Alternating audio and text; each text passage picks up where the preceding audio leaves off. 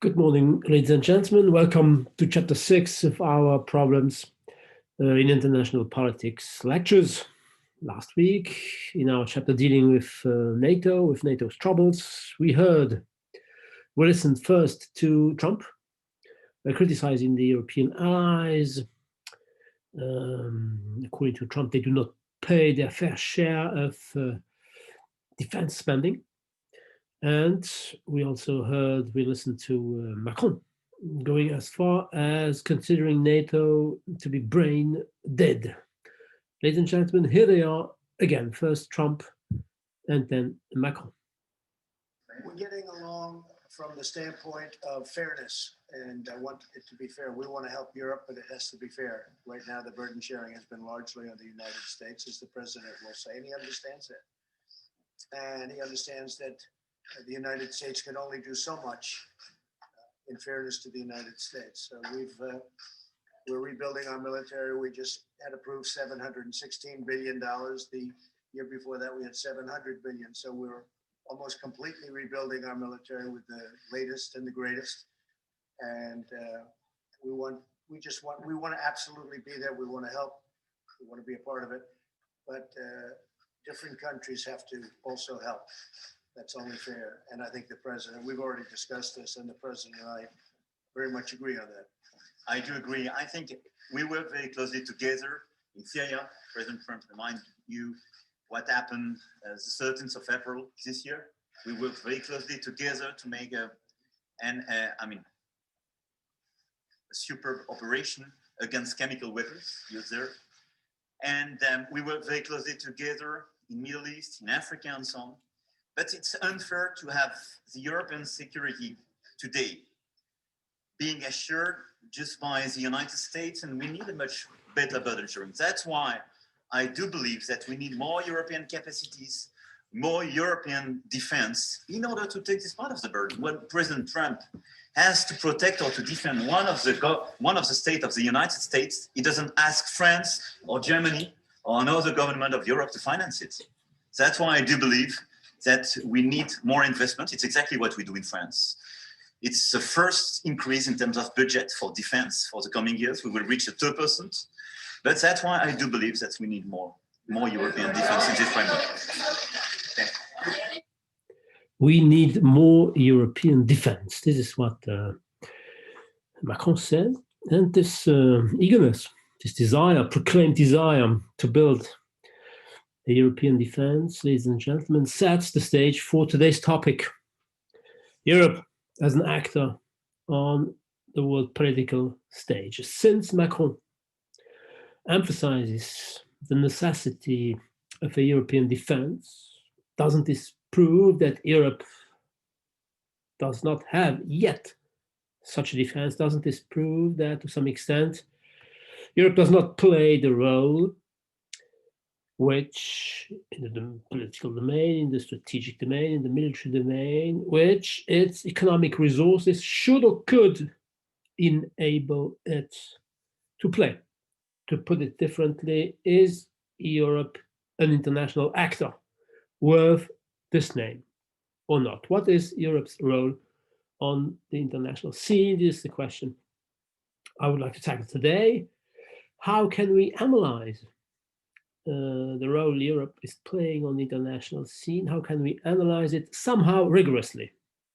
That is to say, without being influenced by the self-image of Europe, the self-image, the very positive, self-congratulatory, flattering image that Europe has of itself when talking about its role on the international scene. To have an idea of this self-image, listen to the former High Representative on Foreign Affairs and Security Policy, the Italian Federica Mogherini. This is a typical statement of Europe as a so-called global actor on the international scene. Listen to Mogherini. This is Federica Mogherini. Over the last year, important change has begun to happen inside our European Union. We are starting to realize that together, and only together, we can make our citizens more secure. that only together we can make globalization an opportunity and not a threat, and that only together we are a global power in our very difficult world. 1 year ago, I presented a global strategy for our foreign and security policy, and we all agreed on a shared vision that would translate into common action. 1 year on, we see the first substantial changes in the way we work together in our European Union. First, we are more conscious that our actions outside Europe have a direct impact on our citizens' daily lives. We are increasing our cooperation against terrorism with our partners around the world to prevent terrorist attacks both inside and outside Europe. We have set up migration compacts with some key countries. We are investing in growth and security in countries of origin and transit so that less people will risk their lives in dangerous journeys. Second, we're doing more to prevent crises before they happen. Almost 1/4 of the world's population lives in fragile states or societies. We work to prevent these fragile situations from turning into a new war, a new humanitarian disaster, a new refugee crisis. This is what we call resilience. As an example, we are supporting private investments in fragile areas with a new external investment plan. Third, we must be prepared to address conflicts in our region and their consequences. So we have established a new Center for Conflict Prevention and Stabilization, and we're doing more to plan in due time for post-crisis reconstruction, from Syria and Iraq to Nigeria. Because if we want peace, we must prepare for peace. Fourth, we want to preserve multilateralism, starting with the United Nations system. Because for us, Europeans, investing in peacekeeping, investing in humanitarian aid, and in climate action is an investment in our own security. For this reason, we are building strong global alliances to preserve and implement the Paris Agreement on climate change. Finally, we are taking decisive steps towards a European Union of security and defense. We want to help our member states spend their resources more effectively through a permanent structured cooperation on defense projects and a coordinated review of national defense budgets. We have established a single command center in Brussels for European military training missions. And we are removing the obstacles to the deployment of the European Rapid Reaction Force, the battle groups. Over this last year, our common defense has advanced more than in the previous 60 years. So things can change when we work to turn a vision into action. A stronger and safer European Union is possible. Together, we are making it happen. Well, the problem with this, it's my analysis, the problem with this self-image of Europe as a global actor, global player, having a global strategy, fighting against terrorism, developing poor countries, permitting migrants to come to Europe, and moving towards a European defense, an integrated European defense. The problem with this image is that it is contradicted, ladies and gentlemen, when a crisis breaks out, a very concrete one. Just listen to the reaction of the new High Representative Josep Borrell some days ago, last week, in an allusion to the crisis in Nagorno-Karabakh opposing Armenia to Azerbaijan.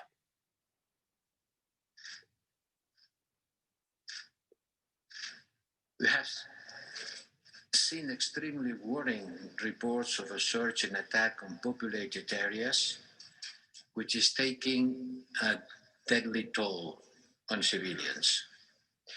We strongly urge the sides to fully observe the international obligations to protect civilian populations, and with the resources we have urgently allocated and a small amount of money in humanitarian aid for the affected populations. And about the situation in Cyprus, I share the concern. In fact, we don't have a lot of information about how the conflict is developing. Detailed information is scarce, and there are a lot of fake news. OSCE monitoring on the ground remains suspended, so we don't have observers. But what we observe is an increasing amount of disinformation, which is aimed at mobilizing the domestic audiences in both countries and could be used to pull regional actors into the conflict. Media reports need therefore to be examined with great precaution, because some of the news that has been disseminated, we don't have confirmation about it. Did Europe act in order to try to find a solution in the Nagorno-Karabakh crisis? No, it just satisfied, ladies and gentlemen, with asking the belligerents to protect civilians. So is Europe an actor or not? Or maybe is it a different kind, a new type of international actor? This then is the question I would like to tackle in today's chapter. And of course, in order to try to give a tentative answer to this question, we first have to define what an international actor is. How do we recognize international actor? What does an international actor consist in? I would say that an international actor can be defined as an entity whose decisions and actions contribute to shape other entities' decisions and actions, either directly, that is to say, by imposing its will upon these other entities, and thus compelling them, inciting them to do what it wants them to do. This is the traditional conception of relational power. Relational power, the term was coined by Susan Strange in the 1980s, 1990s. Relational power is the kind of power which permits a state to impose its will upon somebody else. It is the power which permits a state to obtain possession goals. Possession goals is the expression due to an American classical realist of the 50s, Arnold Wolfer's possession goals. But an international actor can also contribute to shape another actor's decisions and actions indirectly, not merely directly, but also indirectly. That is to say, by defining the context, by shaping the environment within which the other actor, the other actors, the other entities have to operate. And this then is what Susan Strange called structural power. Structural power as opposed to relational power. And this structural power permits actors to achieve milieu goals rather than possession goals, to quote Arnold Wolfer. So my opinion here, my analysis here, and I would like to convince you of its validity, of course, but I repeat, any analysis is likely to be contradicted by other as rigorous analysis, at least potentially.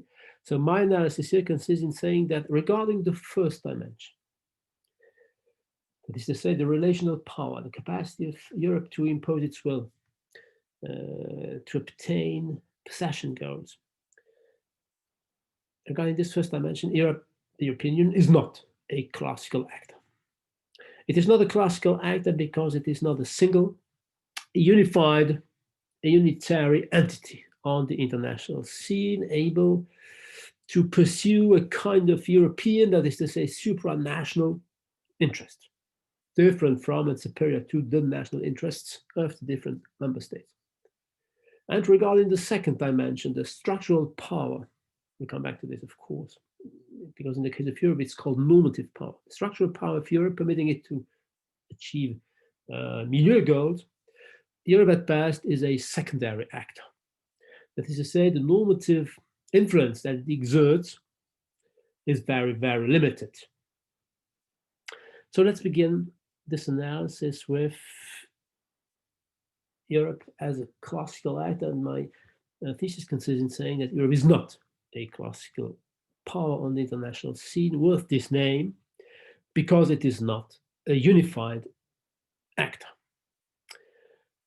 To put it differently, there is no common foreign and security policy. There is no genuine, authentic, common European foreign policy, despite the creation since the Maastricht Treaty, 1992, and the following treaties that compose the consolidated treaties of the European Union, despite the creation of the common foreign and security policy. It is called common foreign and security policy, but it is not, generally speaking, conceptually, rigorously speaking, a common policy. So in order to understand this, let's have a look at the integration process of Europe. You know that ever since the creation of Europe, beginning of the 50s, the integration process, this integration process has been gradually broadened, widened, and also deepened.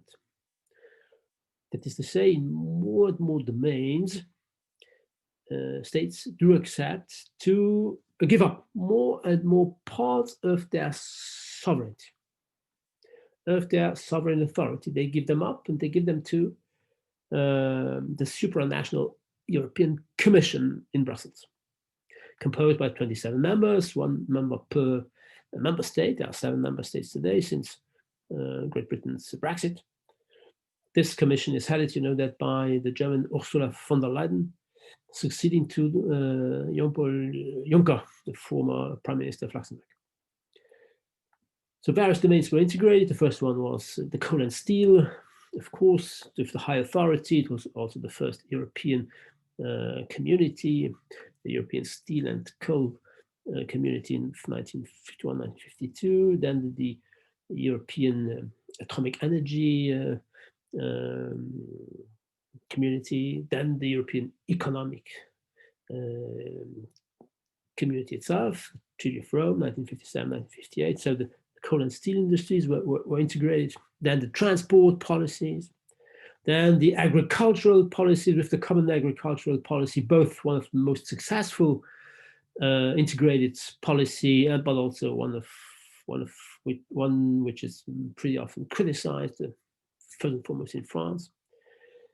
The common fisheries policies, and then the trade policies, and in the economic domain, of course, the monetary crowning of these common policies by the creation of a single European currency, the euro, which regards the majority of European members, though not all. The same is true for migration policies, the Schengen area. And integration also concerns the police cooperation and judicial coordination, both in civil and criminal matters.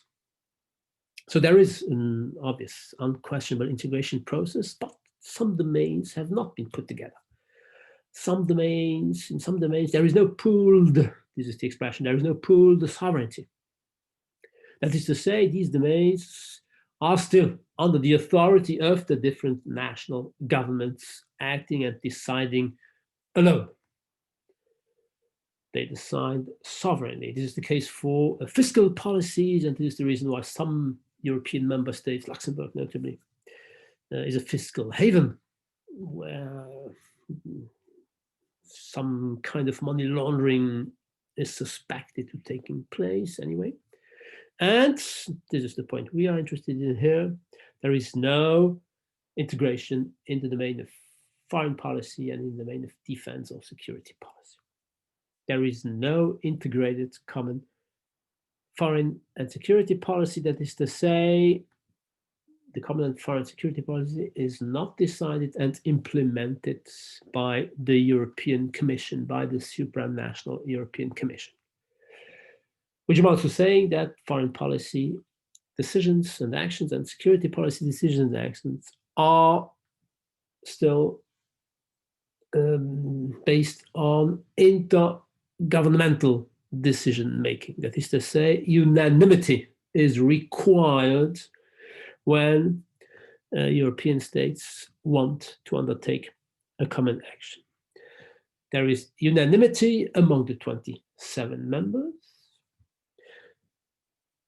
When they meet during their summits, the European Council summits, which take place twice a year, which amounts to saying also if unanimity is required that any among the 27 may oppose its veto to a decision that it considers, rightly or wrongly, to be incompatible with its own national interest.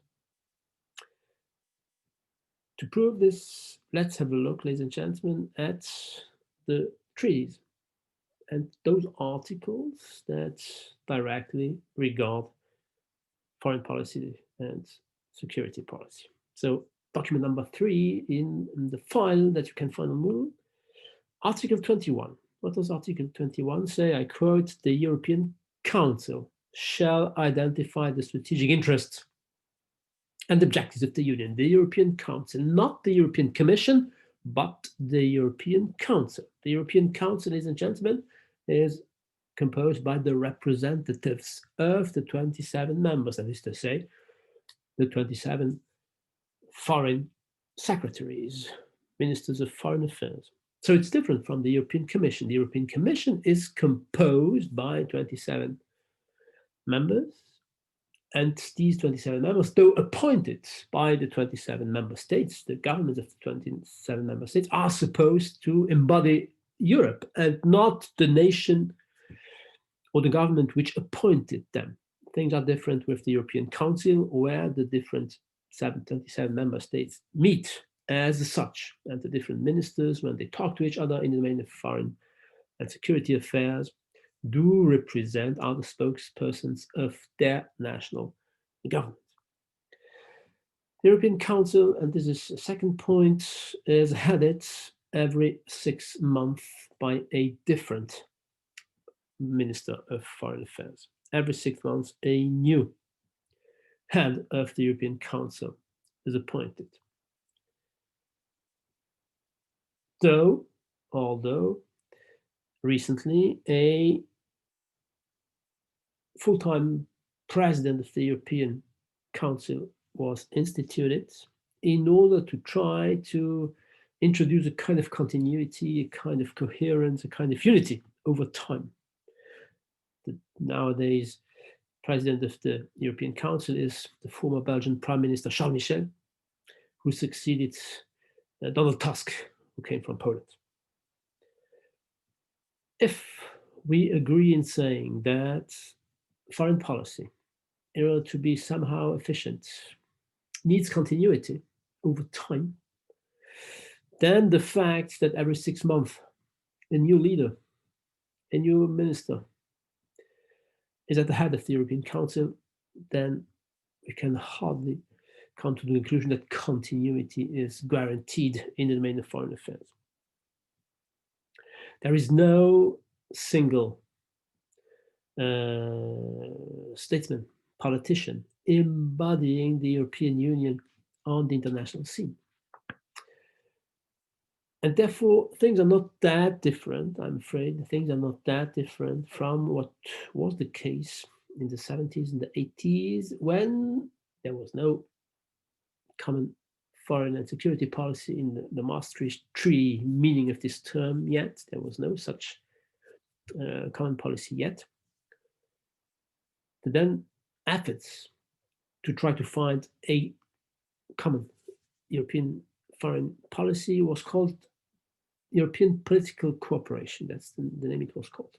When talking of the European political cooperation, Kissinger could not help but make fun about Europe. This is what he said. When I want to talk, when I want to talk to Europe, whom should I call? Should I call Brussels? Should I call Strasbourg? Should I call Luxembourg? Should I call Paris? Should I call Bonn, the then capital of Western Germany? To show that there was no unitary actor, Europe. I do not think that things are radically different nowadays, despite the creation, since Maastricht, of the CFSP, the Common Foreign and Security Policy. Article 21. Let's come to Article 22. The Common Foreign and Security Policy is subject to specific rules and procedures. To specific rules and procedures. It does not obey the rules of those domains that are integrated.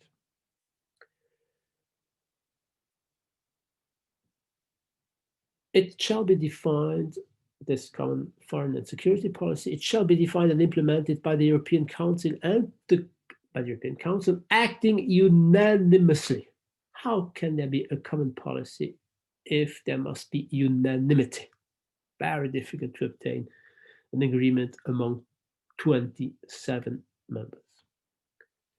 The common foreign and security policy shall be put into effect by the High Representative of the Union for Foreign Affairs and Security Policy, and by member states. The High Representative and member states do put into practice what the European Council, the 27 members deciding unanimously, decided. So there is indeed a High Representative of foreign policy.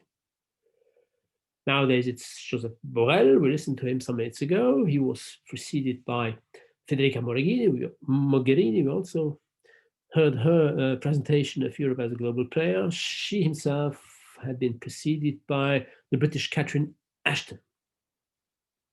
Ladies and gentlemen, did you know Mogherini, Ashton, or Borrell before they became high representatives? No.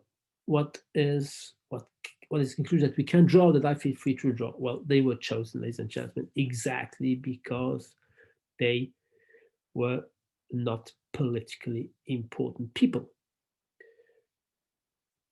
When Catherine Ashton was chosen, was accepted, Tony Blair, the former British Prime Minister, was applying to becoming High Representative. And the Spaniard Javier Solana, too. Germany, France, and even the United Kingdom did not want neither Blair nor Solana, because they were political heavyweights. Solana had been Secretary General of the North Atlantic Treaty Organization. Blair had been former British Prime Minister, too close to some extent, according to the French and to the Germans, to George Bush Jr., the Bush administration. So the high representatives are chosen precisely because they are unlikely to compete with the major head of states in the past, the British head of states, and nowadays, of course, the French and the German Chancellor and the French President. The high representative contributes. He implements the decisions together with the member states. That is to say that he cannot act alone. The agreement of the member states must pre-exist.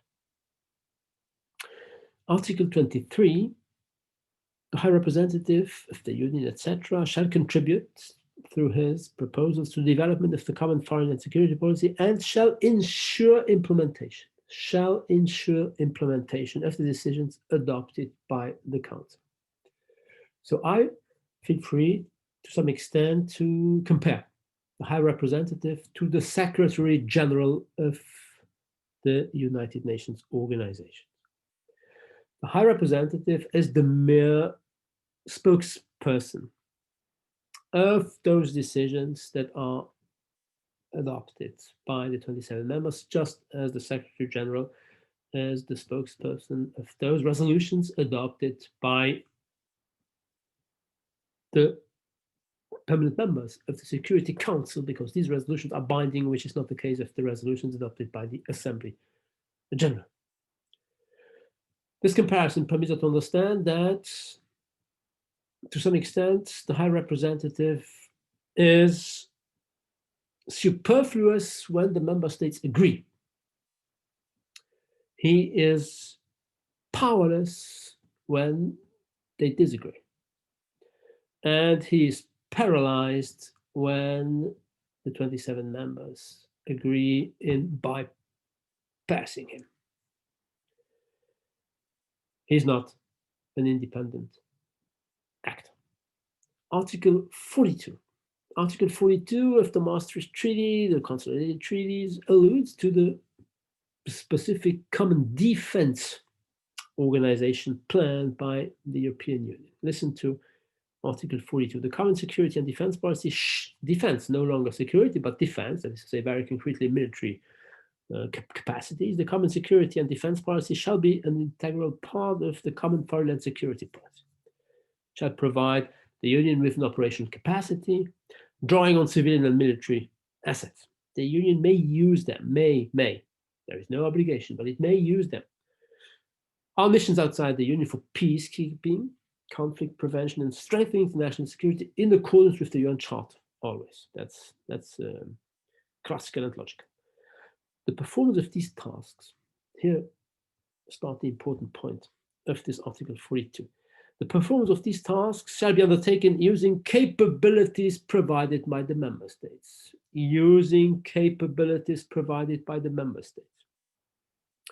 The common security and defense policy shall include the progressive framing of a common union defense policy. This will lead to a common defense. This will lead to a common defense when the European Council, acting unanimously, so decides. When the European Council, acting unanimously, so decides. So 2 points here are important in this article, in this excerpt of Article 42. First of all, the European Union does indeed play a somehow significant role in international peacekeeping operation or conflict preventing operations.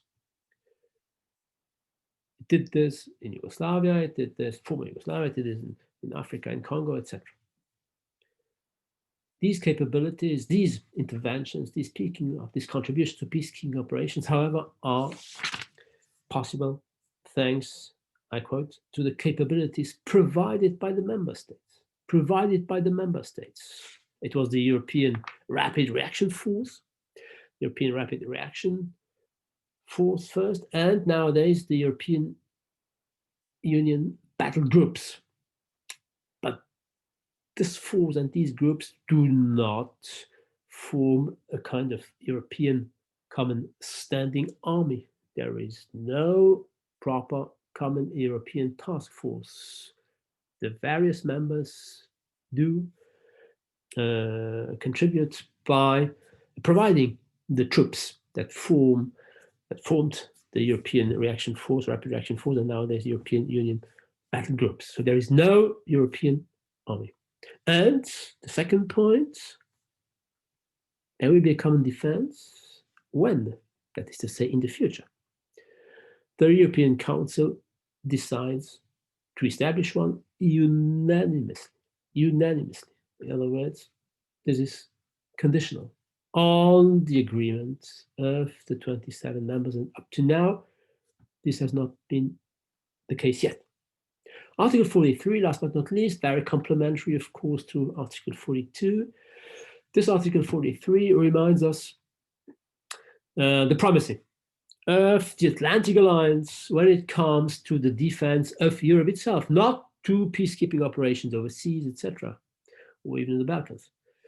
When it comes to the defense of the territorial integrity, the national independence, the physical survival and security of Europe or of its members, when it comes to this issue, then the European defense is submitted to the North Atlantic Treaty Organization. Listen to Article 43. If a member state of the European Union, if a member state is the victim of armed aggression on its territory, the other member states will have towards it an obligation of aid and assistance in accordance with UN Charter Article 51. Everybody is supposed to help everybody else. It is the collective security principle, one for all for one.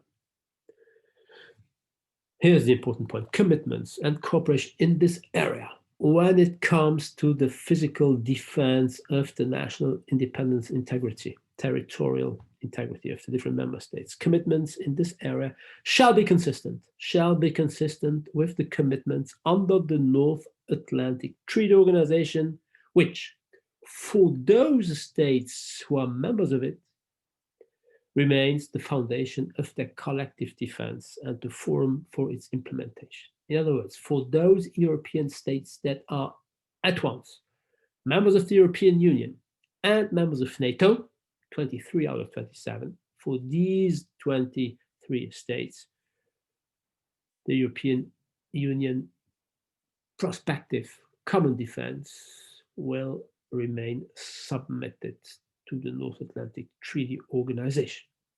4 states, first of all, of Europe are not members of NATO. This is the case of Sweden, this is the case of Finland, it is the case of Ireland, it is the case of Austria, because of their neutrality status.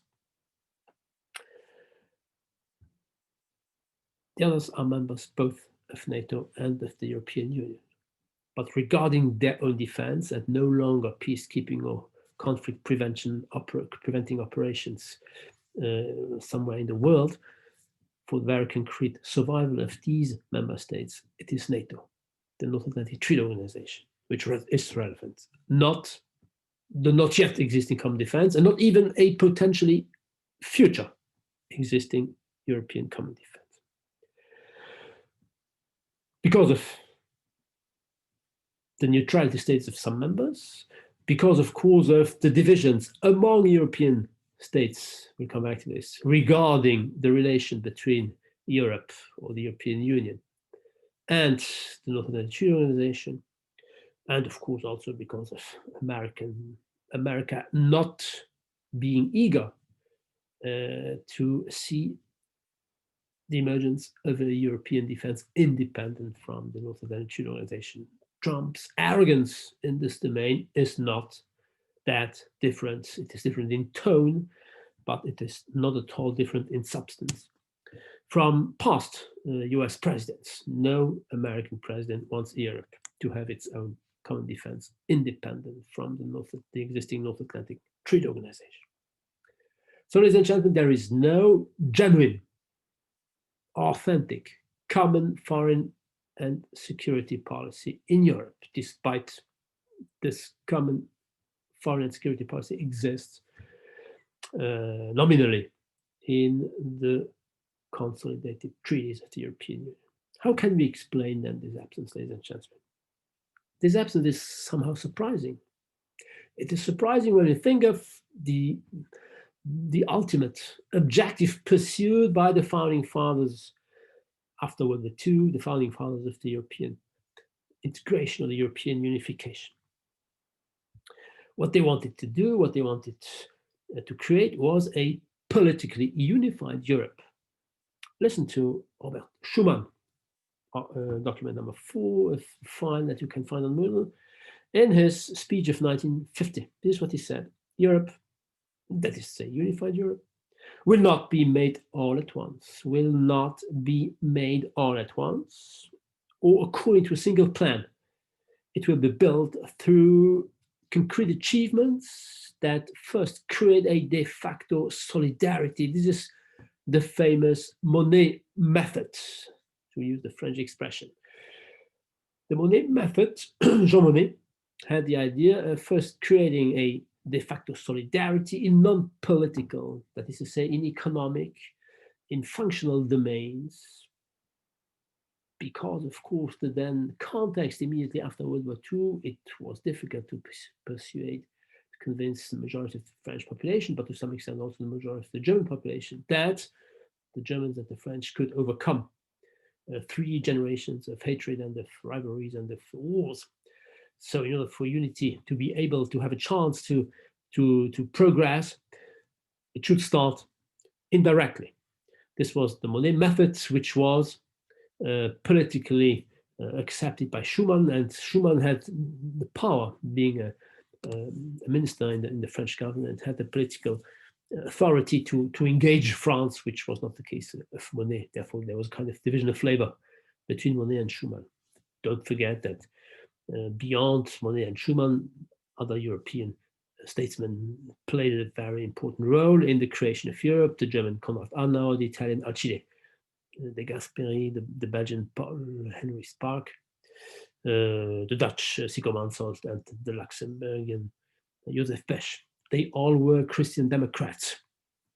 Christian Democratic parties at that time, Christian Democrat parties, and nowadays, or one generation later, the European Social Democratic parties are at the core of the European project. So at the beginning, there was an integration process in the non-political, that is to say, economic functional domain, and this integration process should, thanks to the so-called spillover effect, should gradually reach non-technical, that is to say, more political domains does somehow automatically result in a political unification and therefore the emergence of one single unitary Europe. This method, ladies and gentlemen, to introduce a bit of theory, this method was theorized at the very end of the 50s by an American author. Even in the domain of European integration, American scholars are more productive than European ones. This is the fate of international relations as an American social science. So the European integration process, the Monet method, was theorized, rationalized by an American author. His name was Ernst Haas, H-A-A-S, in a book published in 1957, The Uniting of Europe. And in this book, he proposed what has been called, or what he did call, the neo-functional theory of regional integration, the neo-functional integration of European integration, of regional integration, in this case of European integration, neo-functional rather than functional, because there had been a functional approach to international organization proposed during the interwar period in the immediate aftermath of World War II by David Mitrany, analyzing the functions played by international organizations. So therefore, the term neo-functional. So according to this approach,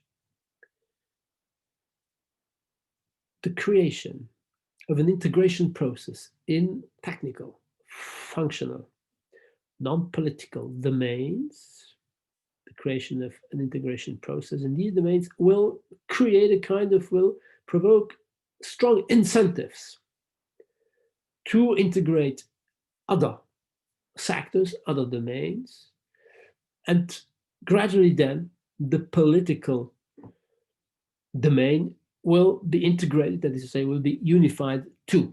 Very concretely, you know that the very first sector, the very first domain that was integrated in Europe was the domain of coal and steel industries.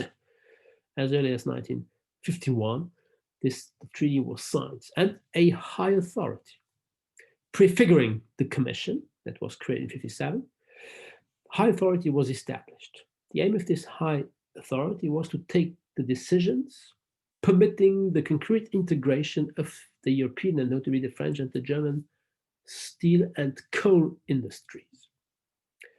Symbolic, because with steel and with coal, you produce guns and weapons and cannons, those that were used during World War II. So if you put them together, there will be no more risk or lesser risks of war between the two major continental European powers, the French and the Germans.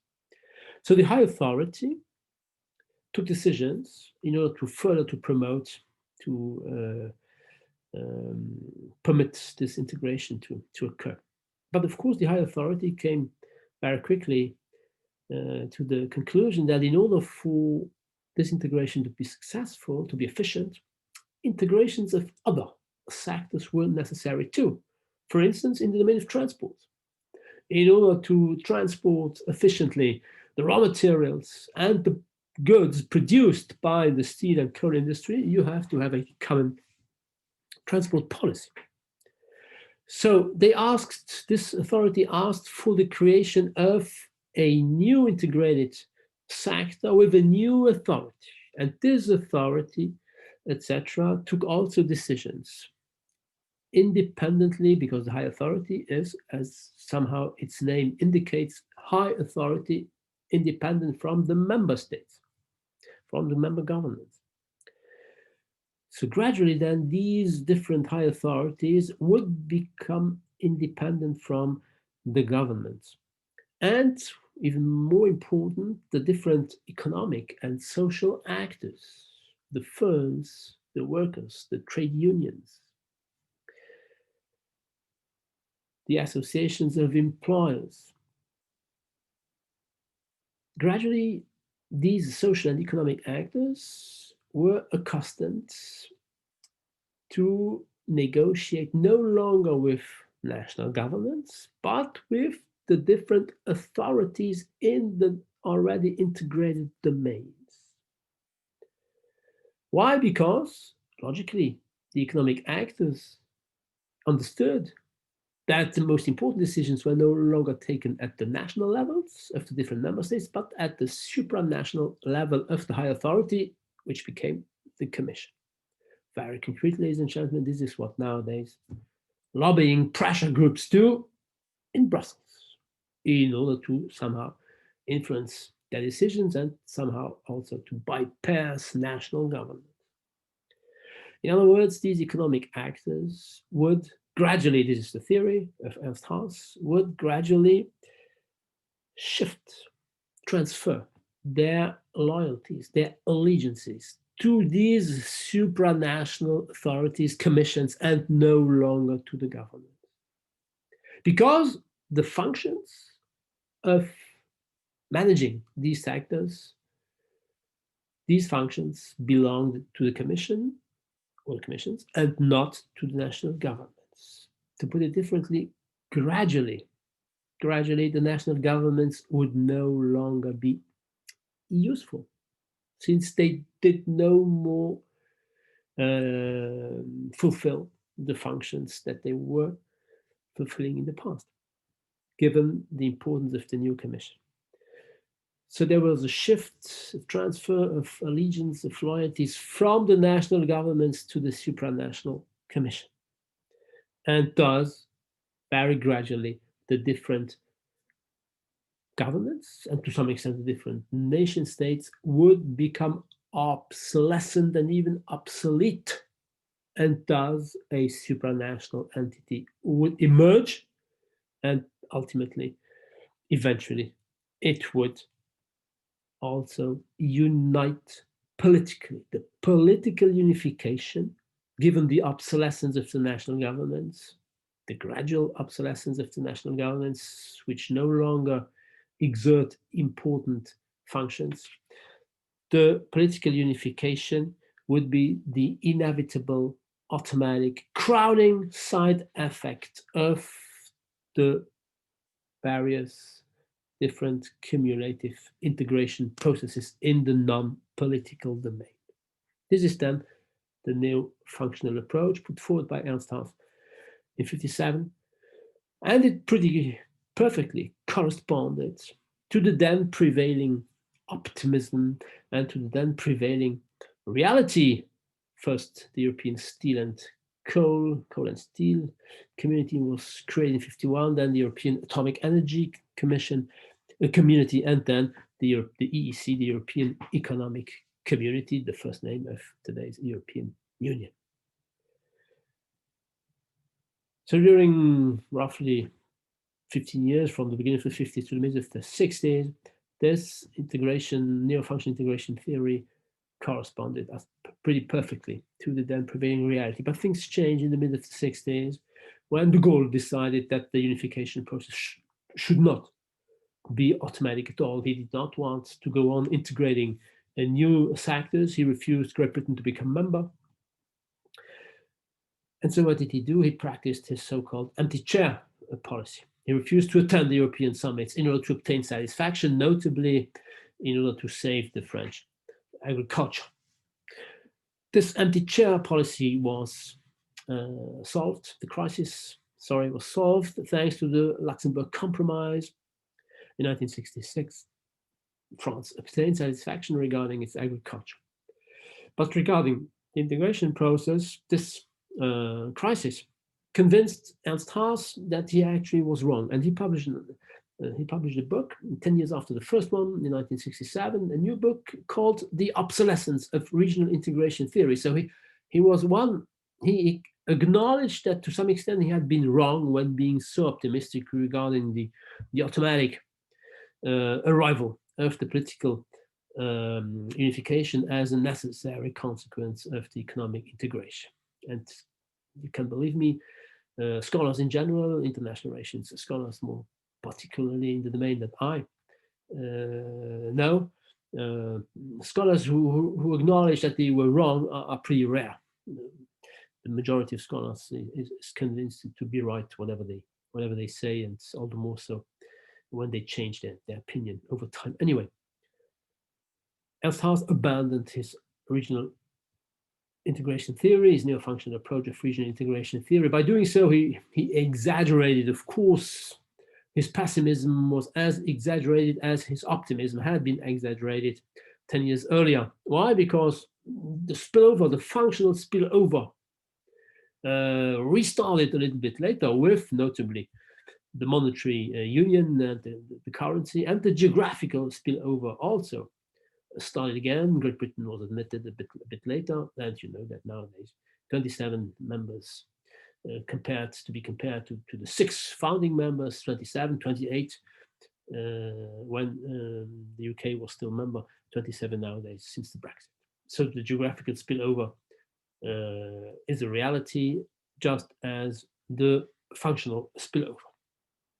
But that said, and this is what we are interested in here, no such spillover effect affected the foreign policy domain. There is no integration in the domain of foreign policy. What then went wrong?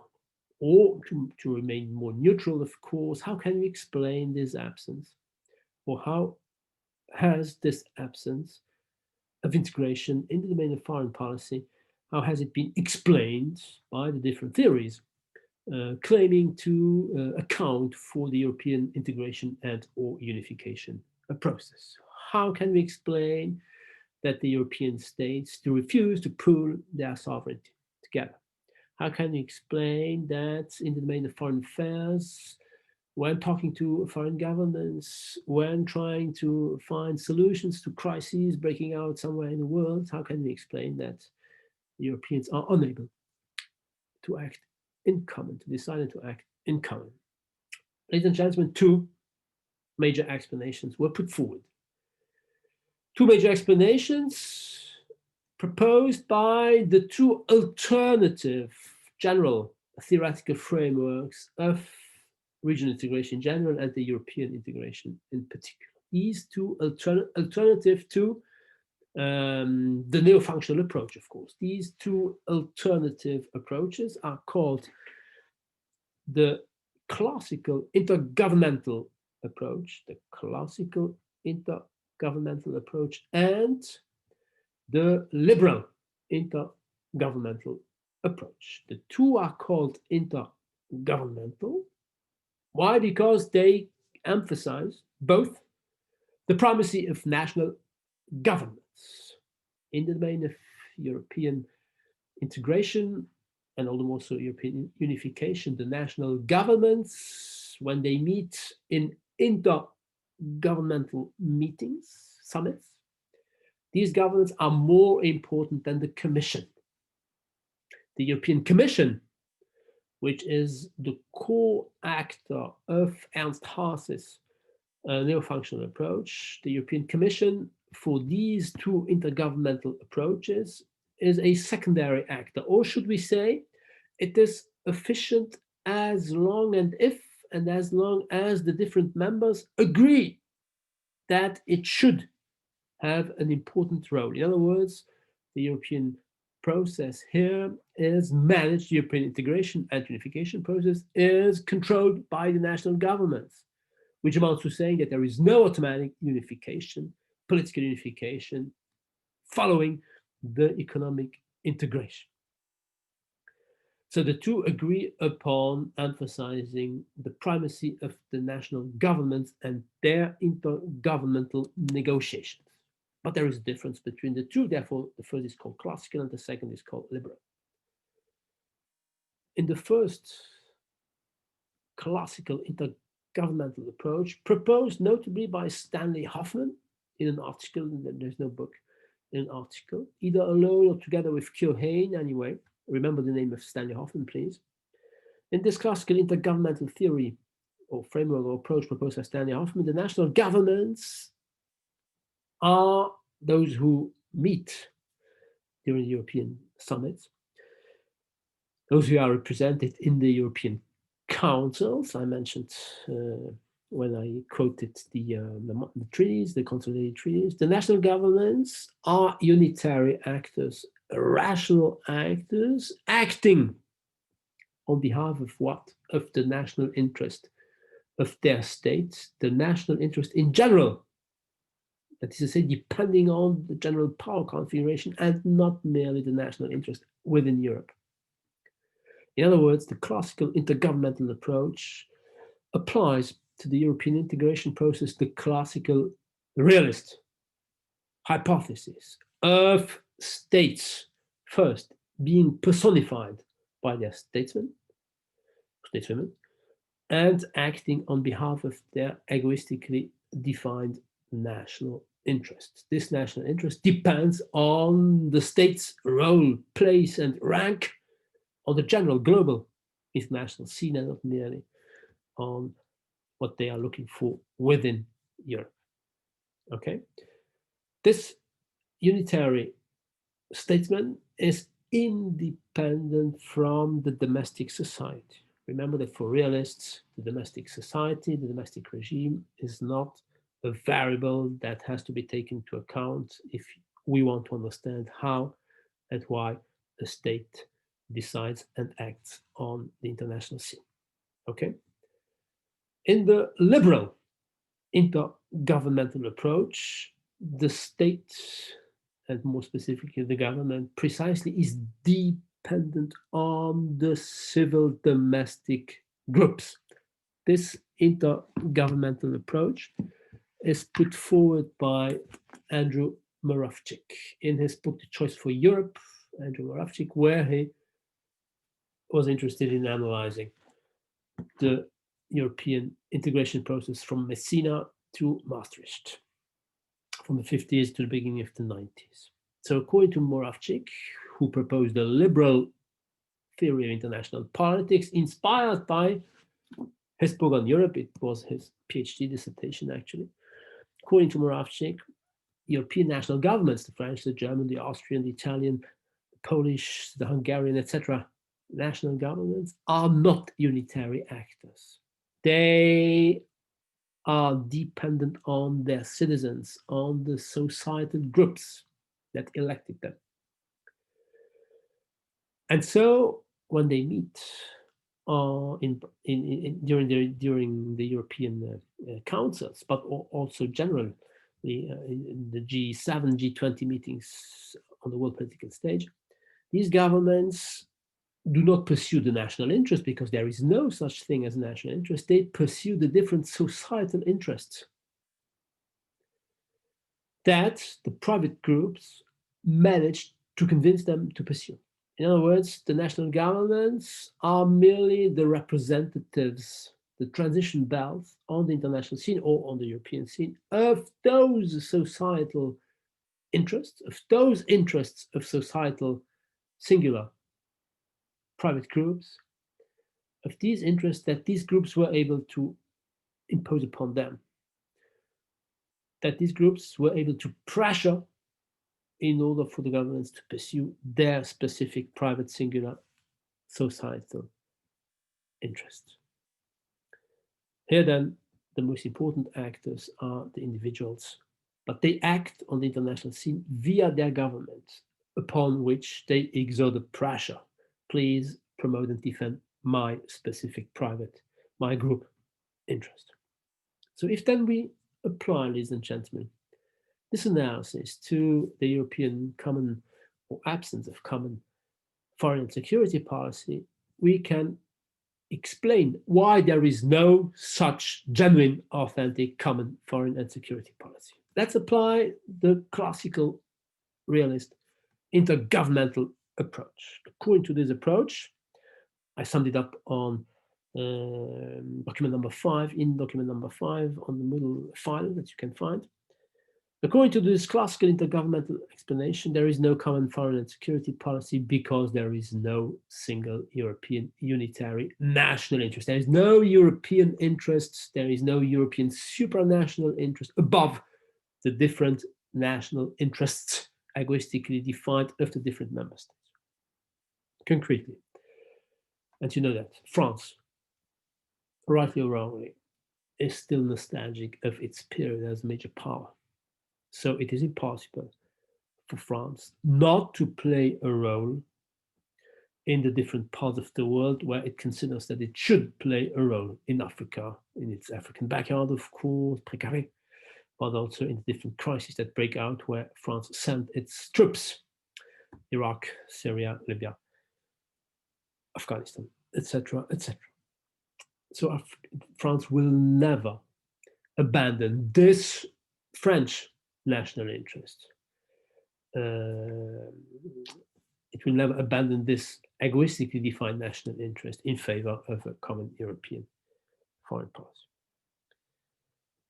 The UK, no longer member, but it was member up to last year. And of course, this explains what happened until last year. The UK also had its specific national interests.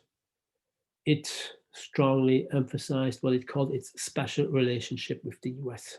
It first and foremost was America's ally much more than it was eager to establish a common European foreign or defense policy. For instance, during the crisis of Iraq 2003, Tony Blair was George W. Bush Jr.'s closest ally. He hoped, believed wrongly, but this is not a question, that he was able to influence, to moderate George Bush's behavior. Anyway, Great Britain, to quote Carl Schmitt,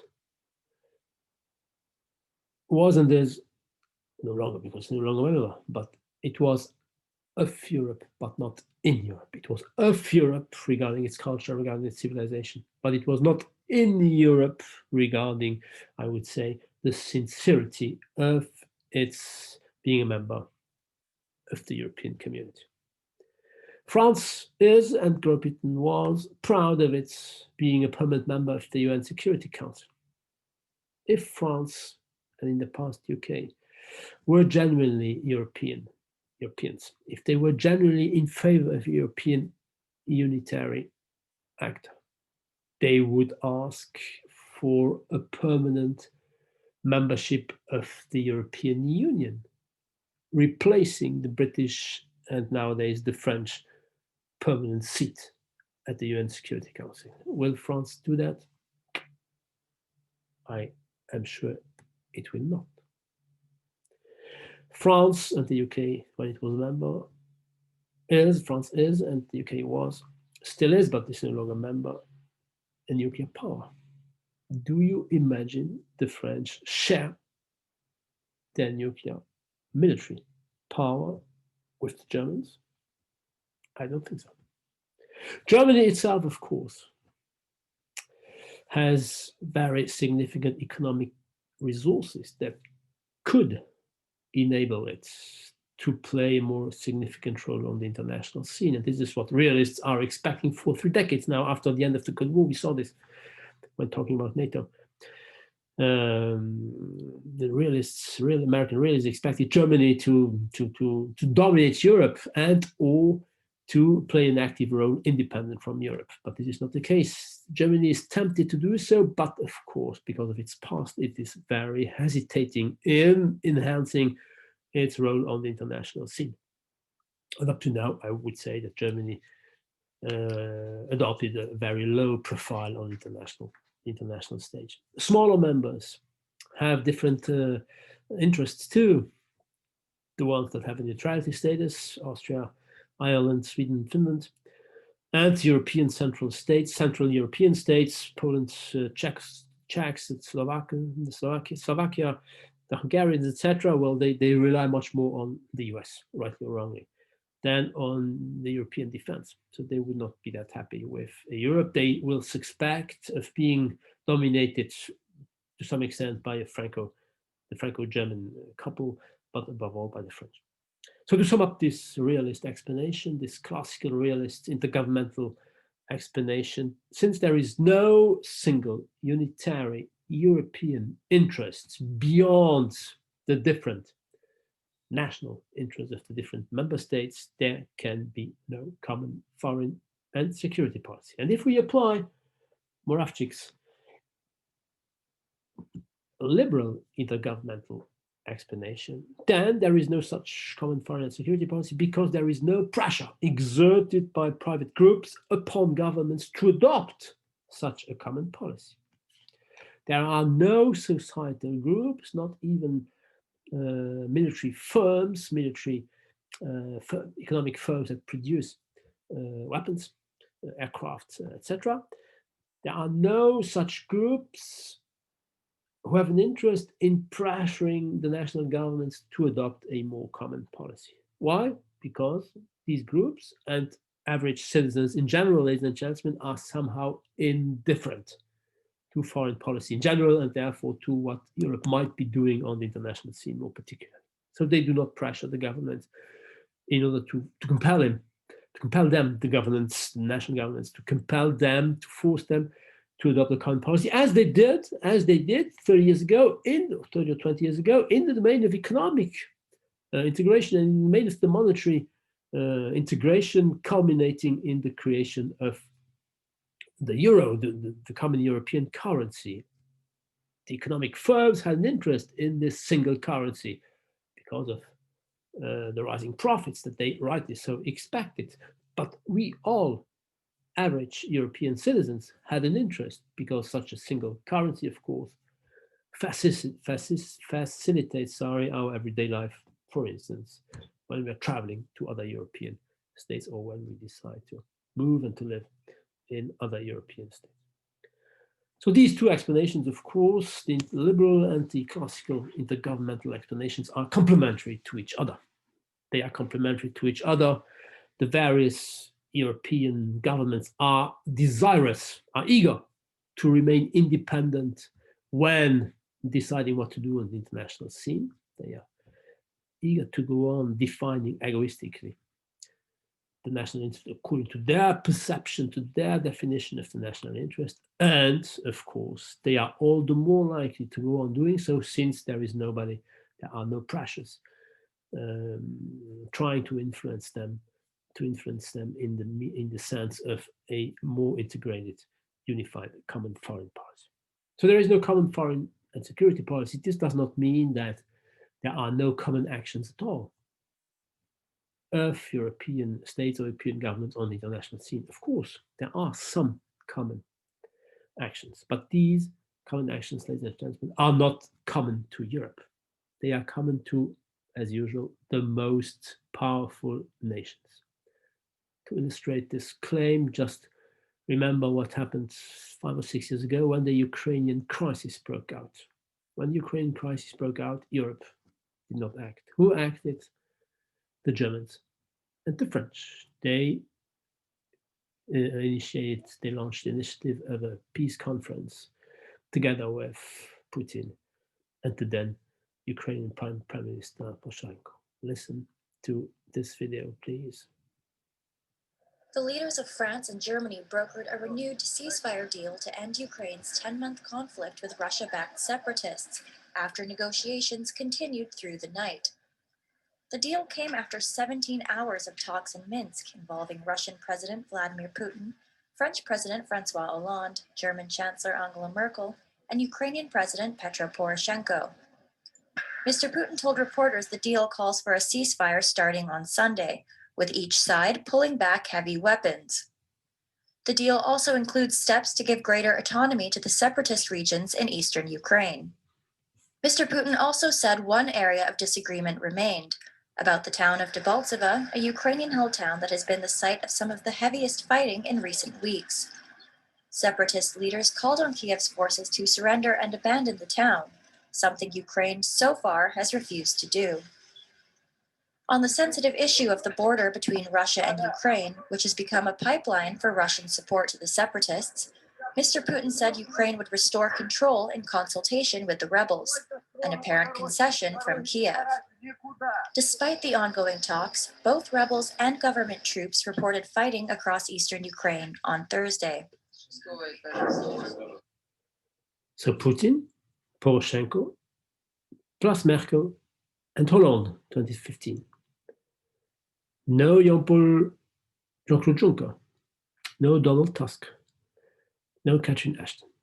Europe was not present. There is, ladies and gentlemen, no common foreign and security policy, and therefore Europe, the European Union, is not a classical actor on the world political stage. It is not a classical actor.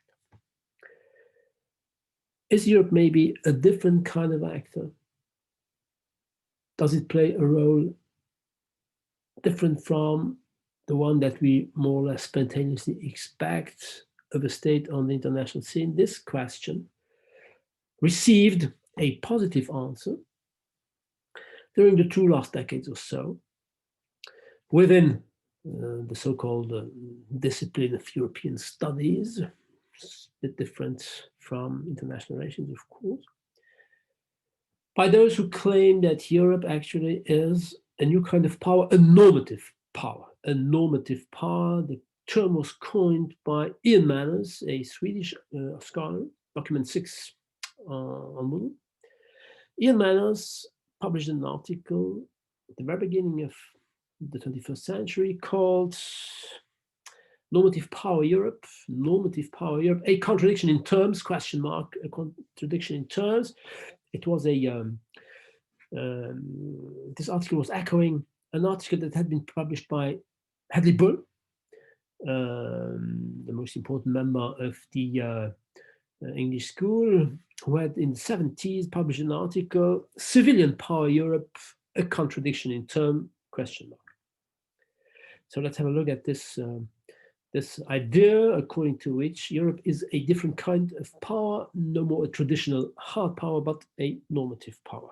So Bull, when proposing his article, when asking the question, can we talk of Europe as a civilian power without contradicting ourselves?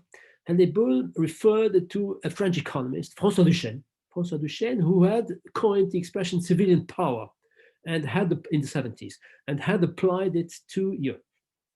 This is to say, according to François Duchesne, Europe was a civilian power because, and rather than a political, military, strategic power, because it resorted to economic means, economic integration, in order to achieve its political goals, because it privileged cooperation to solve conflicts in the meaning, the strict meaning, the neutral meaning of divergent interests, and because it favored multilateral negotiations rather than unilateral action.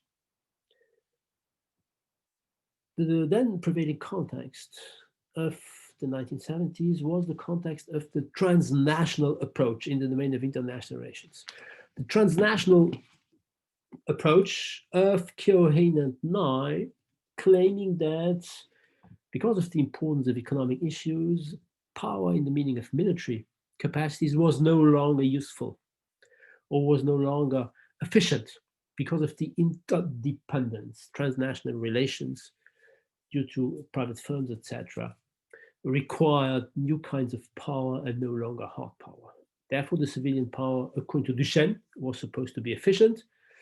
Bull criticized this approach. He considered that there can be no civilian power without a genuine military, traditional hard power underneath. Anyway, this debate about different kinds of power, have a look please at document number 2, where I give you various definitions of power, because there are many definitions, some complementary, but some contradictory among each other. This debate about what power consists in the contemporary world, of course, was revisited and improved by Joseph Nye, when he coined one of the 2 transnationalists, Joseph Nye, together with Keohane, the origin of approach, and then, you know, that Nye coined the expression soft power at the very end of the 80s. This is the French translation of his book. I read and taught in French at that time, so I improved myself, I guess. Over time, that's the advantage of getting older. It's the only advantage. Forget this personal comment. So the book was called Bound to Lead. Here you have the original title, Bound to Lead, The Changing Nature of American Power. So according to Joseph Nye, in today's world, soft power is more important than hard power. What is soft power? Many often mistakes are committed and confusions are committed. Everybody uses nowadays soft power. We are talking of Chinese soft power, of Russian soft power. Ladies and gentlemen, this is, academically speaking, nonsense. Why? Because of the definition of soft power put forward by Joseph Nye. According to Joseph Nye, soft power is the capacity to influence of a state, to influence another state's behavior, not through coercion or constraint, as is the case of hard power, but through attraction and seduction. That is to say, states seduce other states and therefore shape their behavior, not by imposing their will, but by attracting them, by seducing them. Thanks to what? Thanks to its values, its culture, its prosperity, its image that prevails on the international scene. The American way of life, very concretely. But, and this is very important, and this is pretty often forgotten, this soft power is not consciously implemented by governments. Soft power emanates from civilian. He's a transnationalist and therefore basically a liberal scholar, not a realist. For liberals, private actors are more important than national governments. So soft power means that those images, those values that attract other states are not consciously put into practice by governments. Otherwise, it would be diplomacy, cultural diplomacy. Soft power emanates from civilian actors. And if America seduces and attracts, it is thanks to Apple laptops. It is thanks to Hollywood movies. It is thanks to Microsoft software. It is thanks to Facebook and other social networks, etc., etc. These assets are not consciously used by American governments. They emanate from social private groups, which amounts to saying that soft power, by attracting, by seducing, has a very long-term impact and not an immediate impact upon other states' behavior. According to Nye, soft power works, I quote, indirectly, by shaping the environment. So it's close to Strange's structural power I mentioned at the very beginning. It works indirectly by shaping the environment for policy, the environment within which other states will act. And sometimes it takes years to produce the desired outcomes. Sometimes it takes years to produce the desired outcomes. The normative power, the concept of normative power, precisely claims the same thing. Manners, Ian Manners, he who coined the expression, claims that it is precisely the weakness of Europe as a traditional hard military power which explains its success as a normative power. It is because Europe lacks military coercive instruments that it is acknowledged as a normative power. What then is normative power? I quote, you can find the quotes in the excerpt that I put on Moodle.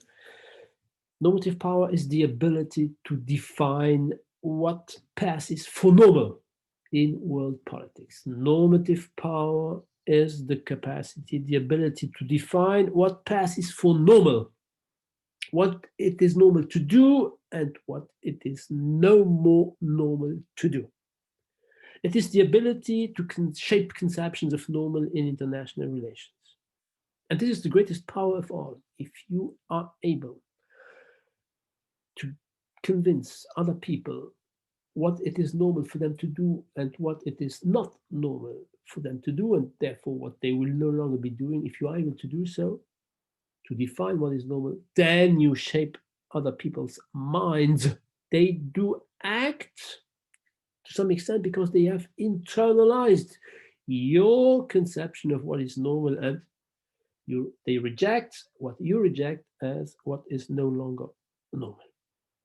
This is the greatest power of all, and this capacity, according to Ian Manners, is built not on what Europe is doing, not even what Europe is saying, but on what Europe is, itself. What then is the specificity of Europe beyond the negative absence of being a hard power?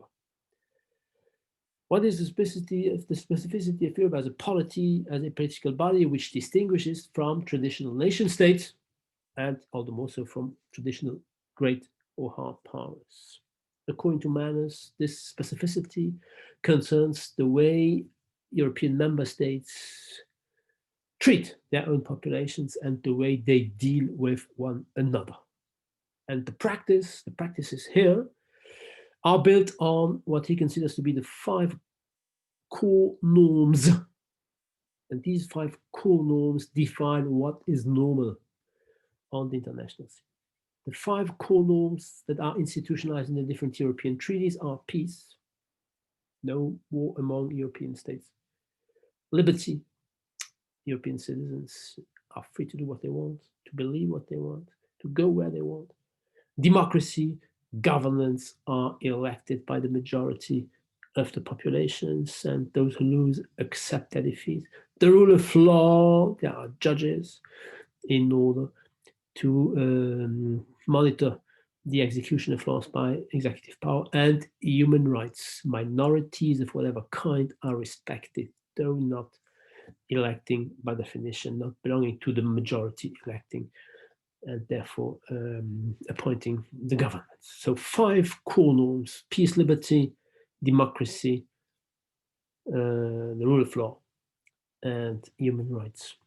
And according to Manners, through its interactions on the international scene, those core norms are spread. Those core norms are diffused beyond Europe, and they are gradually internalized by those entities who have economic or political interactions with Europe. These other states adopt those core norms, sometimes somehow for different reasons, but they end up adopting them, some because they consider Europe as a model that they should imitate. This is the case, according to Manners, for South American countries, because they also established various regional entities, regional organizations, aiming at maybe imitating the European integration and possibly the European unification process. Some other states interacting with Europe do adopt these norms because they want to conform to European standards in order to benefit from European financial and economic aid.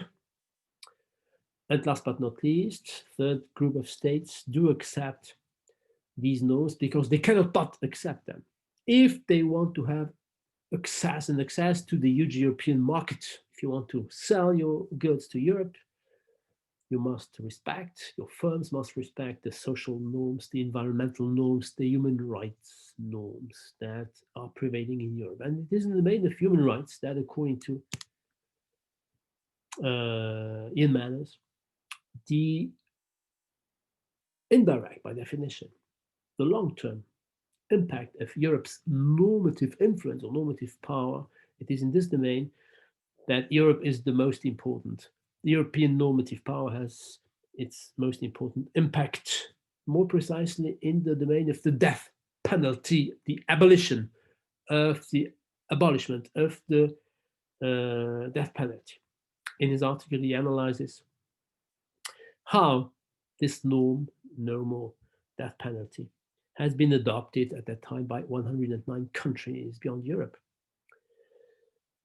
And according to him, this is the best example of why nobody forces these other states to do so, but they end up considering normal to no longer maintain the death penalty in their criminal code, in their criminal law. Ladies and gentlemen, let's try to assess this analysis, this concept of normative power. This is a broadly constructivist approach, and it belongs to all those alternative frameworks or theories of power, concepts of power that were put forward to criticize the traditional realist concept of power, focusing on hard instruments, hard elements, and on the domain of security, strictly defined territorial integrity, national independence, national sovereignty. So it emphasizes the indirect, the diffuse impact, of influence rather than of power. No more imposition of somebody's will upon somebody else, but the image that is spread and which shapes the environment and which ends up changing somebody's norms, somebody's beliefs, somebody's internalized beliefs. The problem with these somehow critical or postmodern or constructivist approaches of power is that it is very difficult to measure their concrete impact, to prove their empirical impact. Joseph Nye used to say that power in general is like love, easy to experience, but very difficult to measure. And what is true for love in general is all the more so true for what is true for love and for power in general, ladies and gentlemen, sorry. What is true for power in general is true for soft power, or in this case, for normative power. Of course, more and more states abandon the death penalty. But is it because of the European example? Or is it because a more general trend? Nobody can prove this. And Manners himself ends up coming to a somehow pessimistic conclusion, despite himself, I think, when saying that neither the US, nor China, nor India, nor Indonesia, nor any Muslim state, nor any Arab state ever abandoned the death penalty.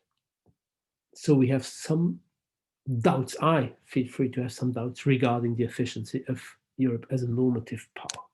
To put it differently, I'm skeptical towards Europe as a normative power.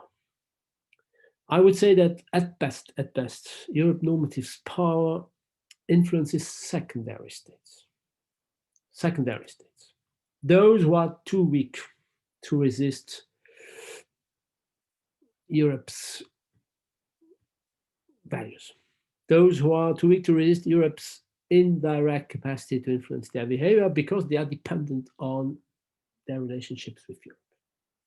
Either because they want to become members or because they are dependent on the financial aid of Europe. And second argument, I'm also skeptical because if Europe, the European normative power is efficient, it is in the domain of low politics as opposed to high politics. It is in the domain of secondary issues. In the domain of secondary issues, that is to say, which presuppose that what I consider to be the high political stakes, therefore security, is guaranteed. Once this security is guaranteed, then yes, you can focus on other objectives, environment, social progress, economic prosperity, etc. And the proof is that when it comes to core security issues in the world, Europe influences absolutely nobody. It did not, and it does not influence America's use of drones to target specific individual terrorists, whatever the human rights dimension of this. It does not prevent Israel from increasing its settlements on the West Bank. It does not prevent Armenians and Azerbaijan to fight for the small territory called Nagorno-Karabakh. In other words, it will not prevent major powers from violating human rights, from adopting an anormal behavior in the domain of human rights, whatever its own absolutely valid, absolutely genuine progress in the domain of the respect of human rights consists in. In other words, to put it differently, Europe is not a new actor practicing a new form of normative power, but I would say a limited instigator of cooperation in the domain of second level or second order issues. Europe itself can afford to focus on these issues because its own security is guaranteed by, we saw this last week, by NATO. And this is proven a contrario indirectly by I come back to Macron at the beginning, the fact that some European members, some European statesmen do call regularly for European defense. If Europe was that efficient as normative power, it would need no military defense, no military common defense. And Macron and France also prove that for them, the only genuine method to be a power consists in acting very concretely militarily, as France is doing, notably in the Sahel region. This undermines the idea that Europe is a different kind of actor, since the most important of its member after UK's Brexit, its most important member very regularly resorts to traditional military hard power when sending its troops everywhere or in different regions, at least, of the world. To put it in a nutshell, Europe is a normative power. If it is a normative power, it is by default, because of its incapacity of being a traditional power. And it is no more capable of being a traditional hard power because it no longer rules the world as it did throughout 4 or 5 centuries. So yes, ladies and gentlemen, that's the conclusion. The European Union is an economic giant, but it is a political dwarf, and it is a military worm. Those who believe the opposite and those who claim the opposite, ladies and gentlemen, are victims either of an illusion, either of a wishful thinking, but also of a self-deception and of a kind of blindness. Those migrants and those refugees that are drowning in the Mediterranean Sea, in the Channel, in the Aegean Sea, or in the snow of the Alpine peaks at the Franco-Italian border, these migrants and refugees never met Europe's normative power. Thank you very much for listening to today's class. I hope you'll be back next week. Have a good day.